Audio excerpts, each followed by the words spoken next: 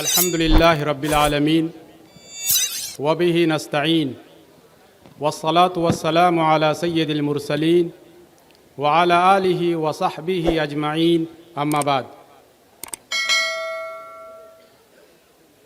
أعوذ بالله من الشيطان الرجيم بسم الله الرحمن الرحيم إن هذا القرآن يهدي للتي هي أقوم ويبشر المؤمنين الذين يعملون الصالحات أن لهم أجرا كبيرا صدق الله العظيم وقال النبي صلى الله عليه وسلم خيركم من تعلم القرآن وعلمه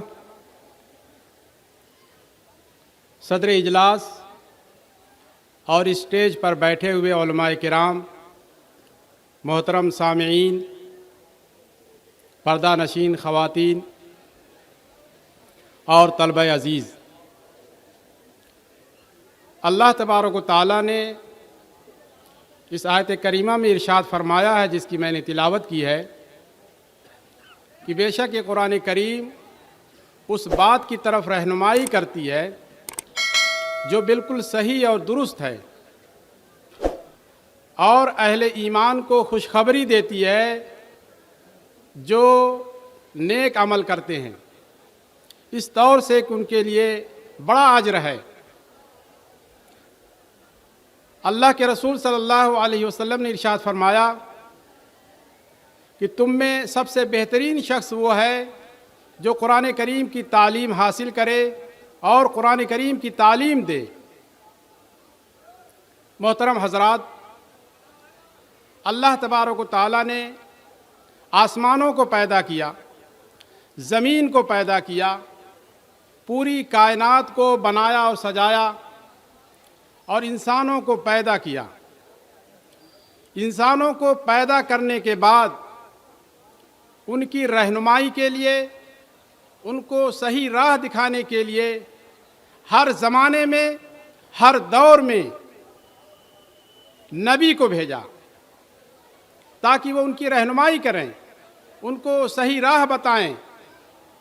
اللہ تبارک و تعالیٰ کا ارشاد ہے وَلِكُلِّ قَوْمٍ ہاد، ہر قوم میں کوئی نہ کوئی رہنمائی کرنے والا آیا ہے، خواہ وہ نوح علیہ السلام کی قوم ہو، یا ہود علیہ السلام کی قوم ہو، یا حضرت صالح علیہ السلام کی قوم ہو، یا حضرت یوسف علیہ السلام کی قوم ہو۔ اللہ تبارک و تعالیٰ کا ارشاد ہے وَلَقَدْ أَرْسَلْنَا نُوحًا إِلَىٰ قَوْمِهِ فَقَالَ يَا قَوْمِ اعْبُدُوا اللَّهَ مَا لَكُم مِّنْ إِلَٰهٍ غَيْرُهُ۔ ہم نے نوح علیہ السلام کو ان کی قوم کے پاس بھیجا، انہوں نے اپنی قوم والوں سے کہا اے میرے قوم کے لوگو، اللہ کی عبادت کرو، اس کے سوا کوئی تمہارا معبود نہیں ہے جس کی تم عبادت کرو۔ اور قوم عاد کی طرف حضرت ہود علیہ السلام کو بھیجا وَإِلَىٰ عَادٍ أَخَاهُمْ هُودًا قَالَ يَا قَوْمِ اعْبُدُوا اللَّهَ مَا لَكُم مِّنْ إِلَٰهٍ غَيْرُهُ۔ حضرت ہود علیہ السلام نے بھی اپنی قوم کے لوگوں سے کہا اے میری قوم کے لوگو، اللہ کی عبادت کرو، اس کے سوا کوئی معبود نہیں ہے۔ سب سے آخر میں اللہ تبارک و تعالیٰ نے آخری نبی محمد عربی صلی اللہ علیہ وسلم کو مبعوث کیا۔ آپ خاتم النبیین ہیں، اب آپ کے بعد کوئی نبی آنے والا نہیں ہے۔ آپ کی تعلیمات قیامت تک باقی رہیں گی۔ جو آپ کی تعلیمات پر عمل کرے گا وہی نیک، فرما بردار اور مطیع ہوگا، وہی مسلم ہوگا، وہی مومن ہوگا۔ آپ کی رسالت کسی قوم کے لیے، کسی قبیلے کے لیے، کسی ملک کے لیے خاص نہیں ہے، عالم عربی کے لیے خاص نہیں ہے، اور نہ عالم اسلام کے لیے خاص ہے، پوری دنیا کے لیے آپ کی رسالت ہے۔ وَمَا أَرْسَلْنَاكَ إِلَّا رَحْمَةً لِّلْعَالَمِينَ، ہم نے آپ کو تمام دنیا والوں کے لیے رحمت بنا کر بھیجا ہے۔ میرے محترم بزرگوں اور نوجوانوں، آپ صلی اللہ علیہ وسلم پر جو کتاب نازل کی گئی ہے وہ قرآن کریم ہے۔ یہ قرآن کریم قیامت تک باقی رہنے والی کتاب ہے. یہ کتاب ہدایت ہے. یہ ایسی کتاب ہے جو ہماری زندگی کے مسائل کو حل کرتی ہے. اگر ہم اس کتاب سے رہنمائی حاصل کریں، اس کتاب میں غور و تدبر کریں، تو ہمارے مسائل حل ہوں گے، ہم پریشان نہیں ہوں گے، ہماری زندگی چین اور سکون سے گزرے گی. یوں تو قرآن کریم کی بے شمار خصوصیات ہیں. میں اس مختصر سے وقت میں صرف 2 خصوصیتوں کا تذکرہ کروں گا. سب سے پہلی خصوصیت اس قرآن کریم کی یہ ہے کہ یہ کتاب قرآن کریم رہنمائی کرنے والی کتاب ہے، گائیڈ بک ہے. الف لام میم ذالک الکتاب لا ریب فیہ ھدی للمتقین. یہ ایسی کتاب ہے جس کے اندر کوئی شک و شبہ نہیں ہے. یہ متقیوں کے لیے رہنمائی والی کتاب ہے. متقی، تقوی، وقایہ، الوقایۃ خیر من العلاج، پرہیز علاج سے بہتر ہے.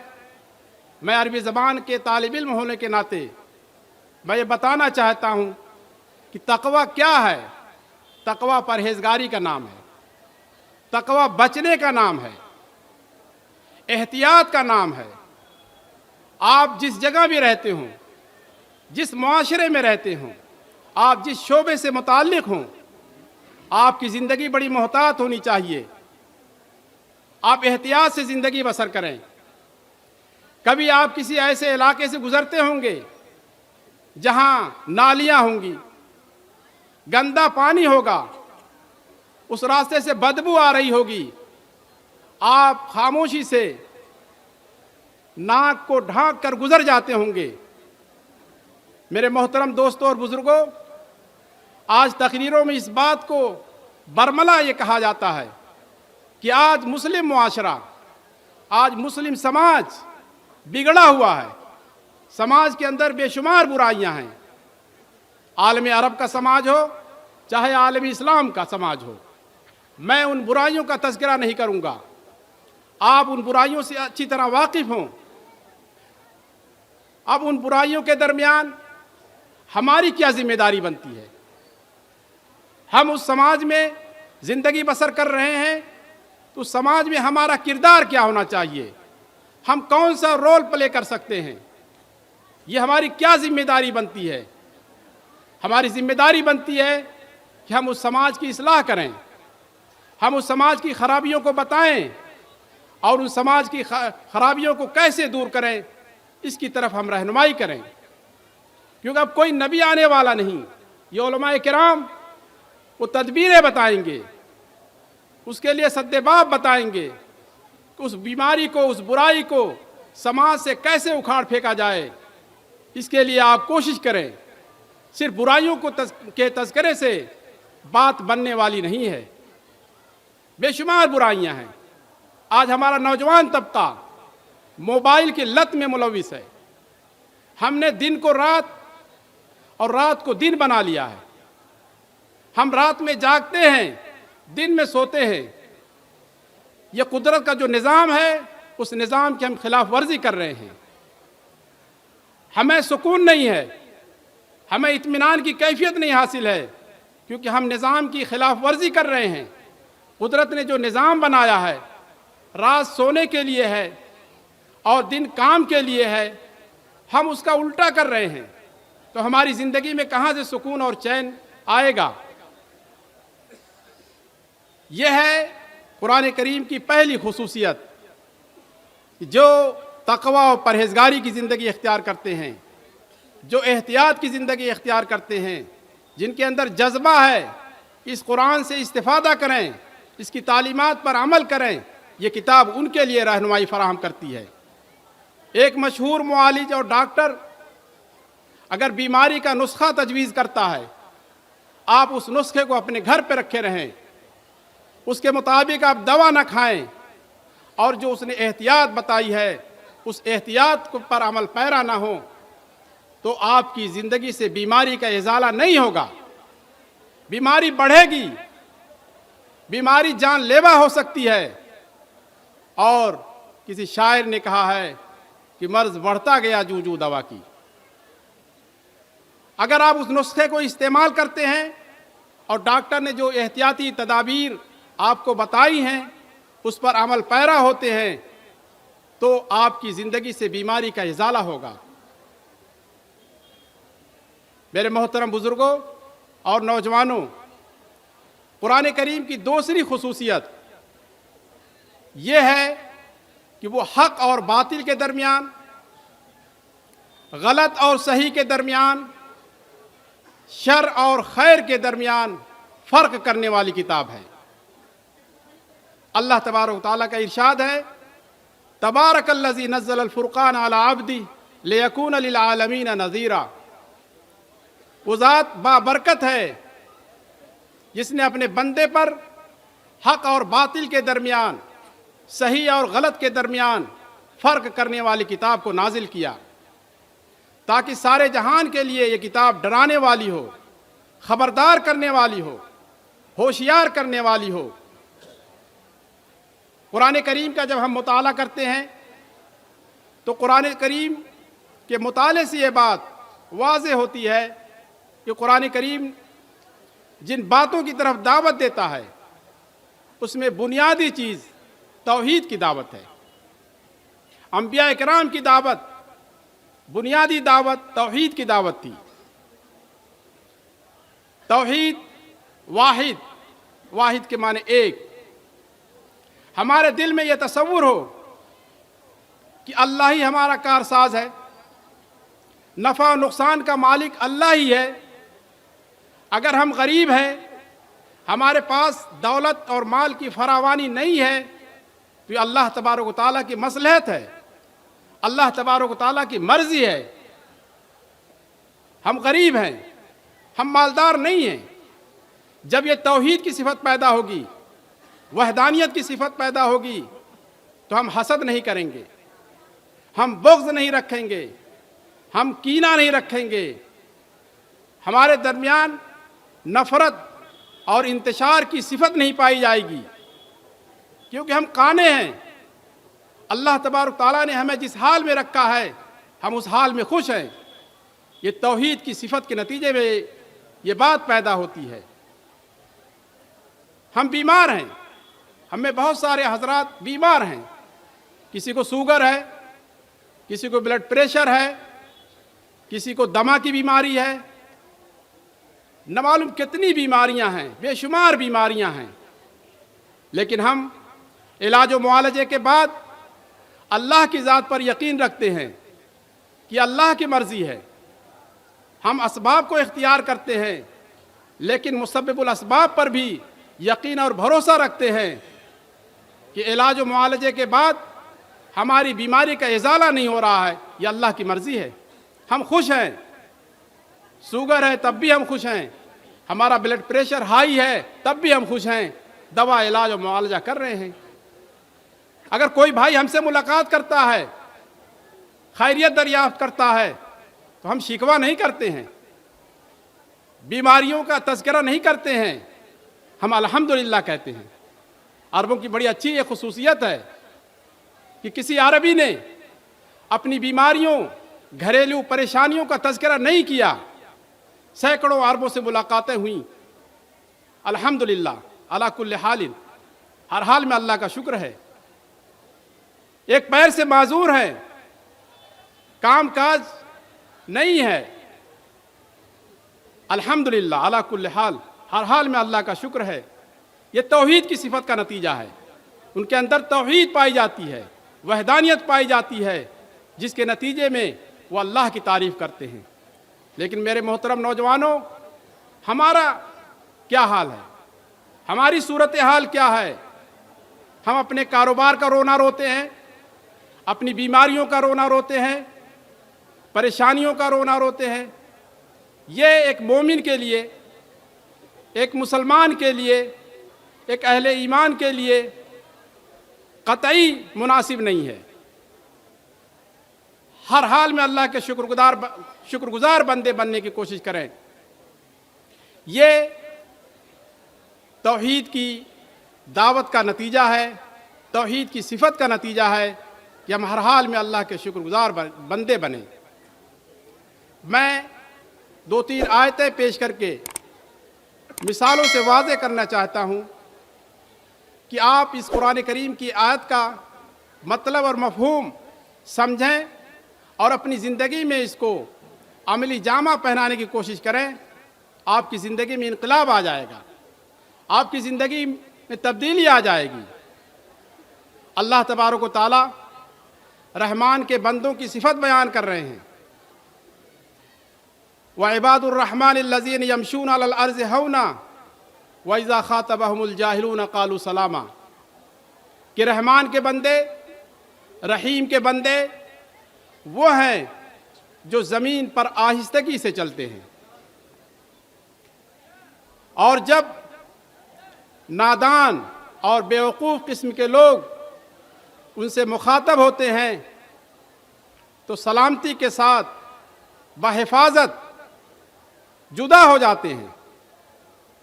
ہون کے معنی تواضع کے ہیں، انکساری کے ہیں، محبت کے ہیں،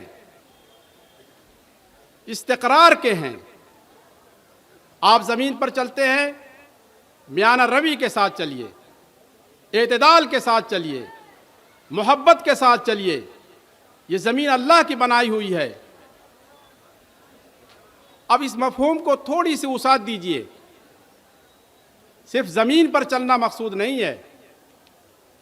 زمین پر کس طرح آپ چلتے ہیں، اس مثال سے اس بات کو سمجھیے کہ بارش کا زمانہ ہے، بارش ہوئی، کیچڑ ہے۔ جب آپ اس زمین پر چلتے ہیں تو قدم کو جما کر چلتے ہیں، ٹھہر ٹھہر کر چلتے ہیں، رک رک کر چلتے ہیں تاکہ کہیں پھسل کر نہ گر جائیں، اپنے جسم کی حفاظت کرتے ہیں۔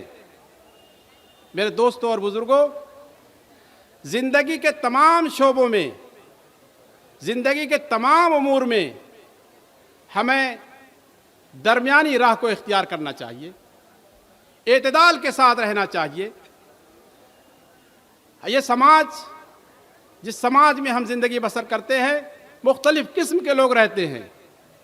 ہم گاؤں سے الگ تھلگ نہیں زندگی گزارتے ہیں، ہم اسی سماج کے اندر رہتے ہیں۔ اس سماج میں ڈاکٹر بھی رہتے ہیں، انجینئر بھی رہتے ہیں، پڑھے لکھے لوگ علماء کرام بھی رہتے ہیں، اور ان پڑھ بھی رہتے ہیں، جاہل بھی رہتے ہیں، بیوقوف قسم کے لوگ بھی رہتے ہیں۔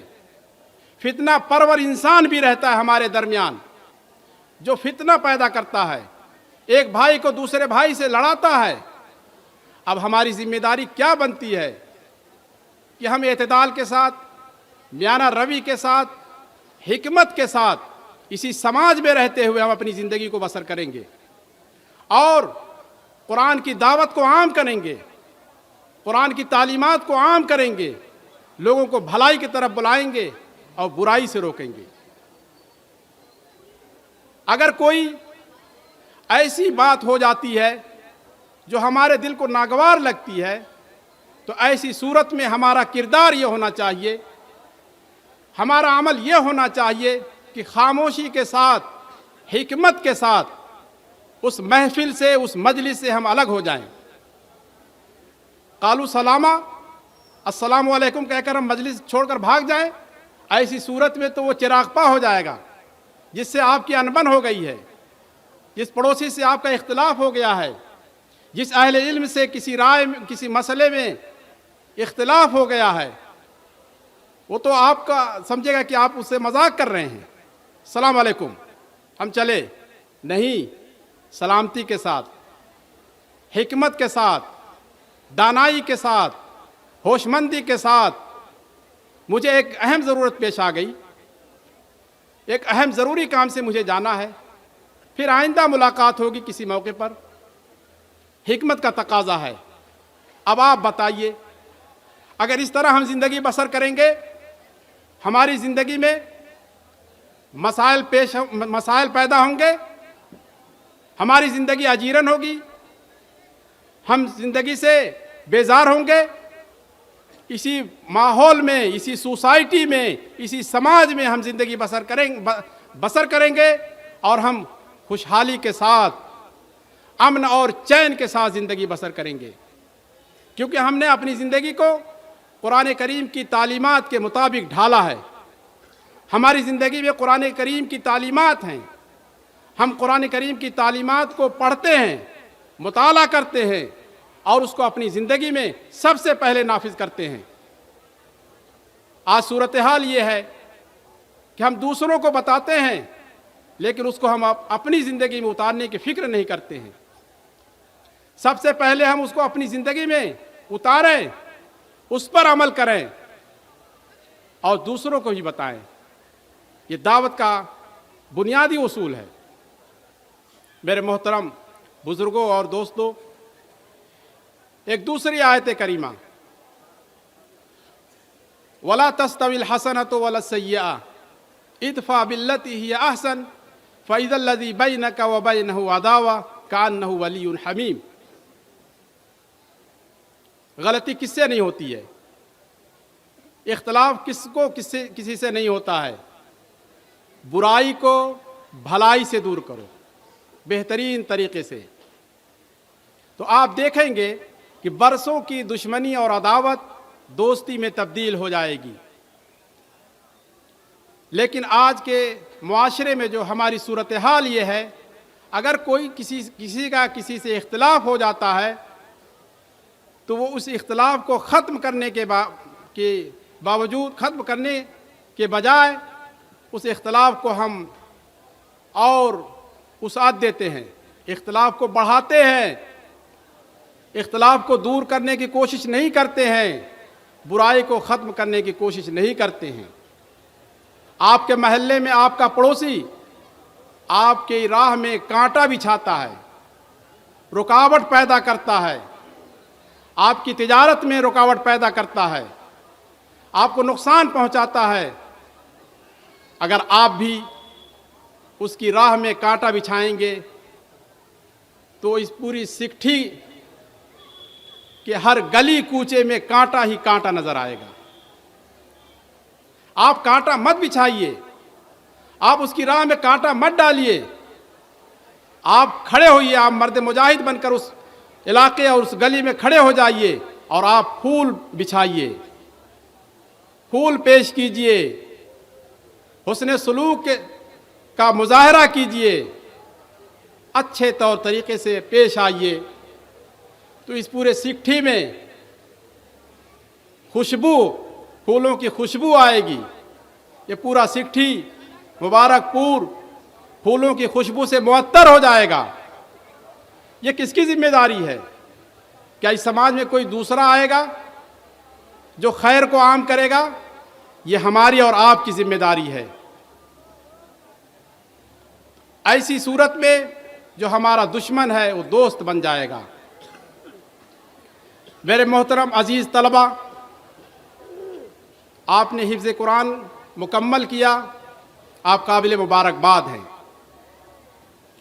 आपका किरदार और आपका अमल दूसरे लोगों से नुमायां और अलग थलग होना चाहिए।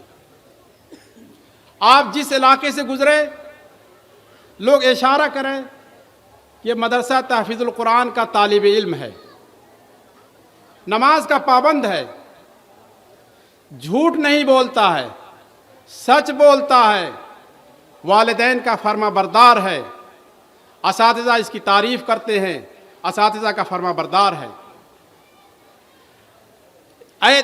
मदरसतुल इस्लाह का कोई तालिब इल्म अगर कहीं किसी मजलिस में हो तो लोग उसकी तरफ इशारा करें कि मदरसतुल इस्लाह का तालिब इल्म है, फर्मा बरदार तालिब इल्म है, नमाज का पाबंद है। आज वालिदैन ये शिकायत करते हैं कि हमारा बच्चा मदरसे में होता है तो नमाज़ों की पाबंदी करता है, असातिज़ा किराम की बात मानता है, उनका फर्मा बरदार और मुती होता है, लेकिन घर में वालिदैन का फर्मा बरदार नहीं है, वालिदैन से इख्तिलाफ करता है, उनकी बात को नहीं मानता है। वो नमाज के लिए कहते हैं, नमाज नहीं पढ़ता है। मेरे दोस्तों, अजीज़ तलबा, आप जिस तरह मदरसे की चहार दीवारी में रहते हैं اسی طرح گھر میں بھی رہیں۔ انشاءاللہ العزیز آپ ان بہترین لوگوں میں سے ہیں جس کی طرف اللہ کے رسول صلی اللہ علیہ وسلم نے اشارہ کیا ہے کہ پوری انسانیت میں، پورے انسانوں میں سب سے بہترین انسان وہ ہے جو قرآن کریم کی تعلیم حاصل کرتا ہے اور پھر قرآن کریم کی تعلیم دیتا ہے۔ آپ اپنے آپ کو ایک عملی مثال بنا کر پیش کریں سماج کے لیے، معاشرے کے لیے، تاکہ سماج کو اچھے افراد ملیں۔ سماج کو جو یہ شکایت ہے کہ سماج بگڑا ہوا سماج ہے، اس سماج کی اصلاح میں آپ ایک کردار ادا کر سکیں۔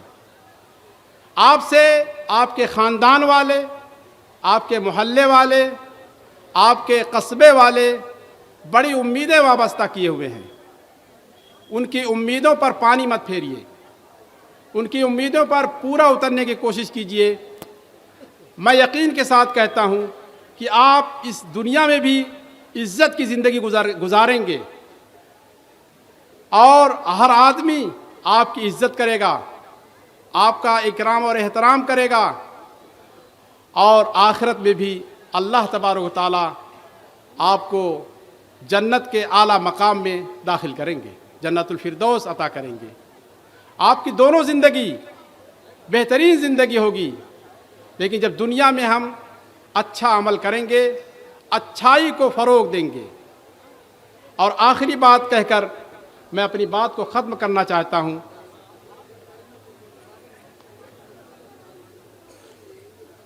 ہمارا مزاج یہ نگیٹو بنتا چلا جا رہا ہے، پازیٹو مزاج نہیں ہے۔ ہم مثبت انداز میں کام کرنا سیکھیں۔ مثبت انداز میں ایک گلاس میں پانی اگر ہے، آدھا گلاس خالی ہے اور آدھا گلاس پانی ہے، تو یہ منفی انداز یہ ہے کہ آدھا گلاس خالی ہے، اور مثبت انداز یہ ہے کہ آدھا گلاس پانی بھرا ہے۔